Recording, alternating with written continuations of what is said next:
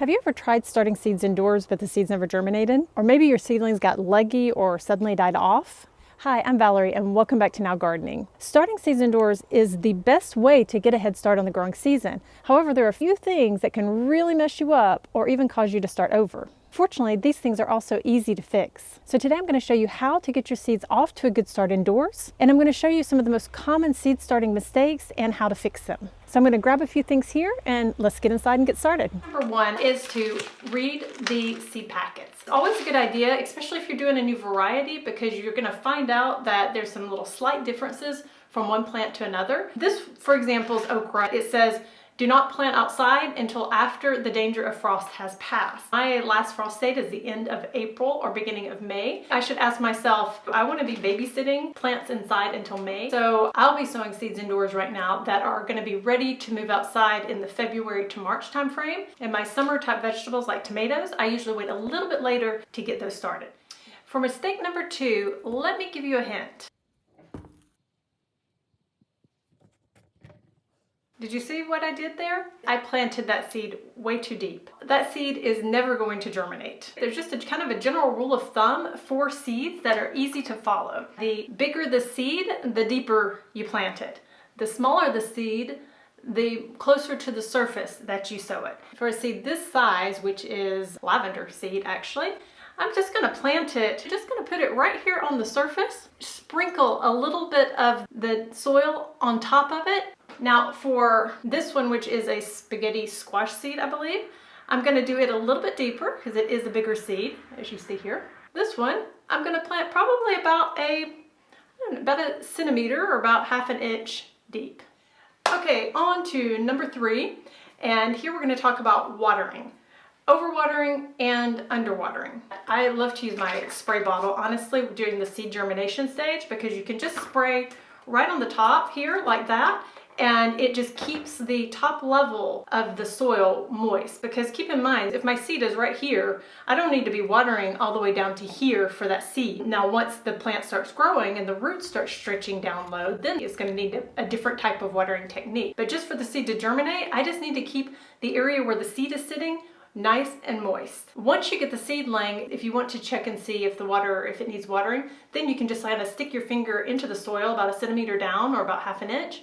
And if that feels dry, then that's kind of a good sign to water. If it feels like still wet or waterlogged, that's a good idea to lay off for a little while, let the seeds roots kind of pull down and take up that water before you add more to it. On to number four, this is not a make or break error for starting seeds or even for the seedlings for that matter, but as someone who quite frequently does this as I pot up my plants, I will tell you that it is super annoying. So at number four, what am I talking about? I'm talking about labeling your seeds and labeling your plants as you repot them.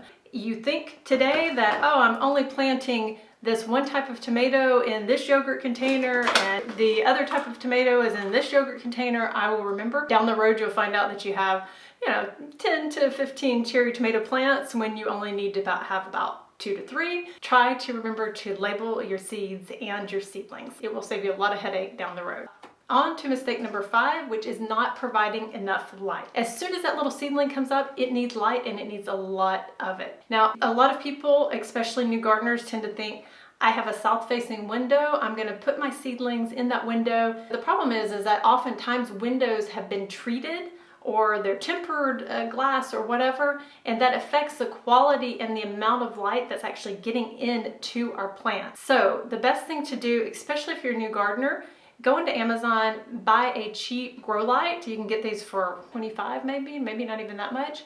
And they have timers on them, so you want to look for one that has a timer, so you're not having to babysit it. Again, keep it simple. So you're going to put it on your seedlings, and in general, seedlings need about 12 to 16 hours of light per day. Seedlings do need plenty of light, but they also do need a dark period each day, so keep that in mind. Some of us get a little over enthusiastic and just want to blast them with light all the time thinking they're going to grow even faster, and it just doesn't work like that. So as a seedling, 12 to 16 hours of light followed by about 8 hours or so of dark. And if this video has been helpful so far, please don't forget to leave me a comment down below or click the like button. Thank you so much. Mistake number 6 is overcrowding seeds. In a little container like this, I'll maybe plant 3 seeds. That gives them enough room to grow.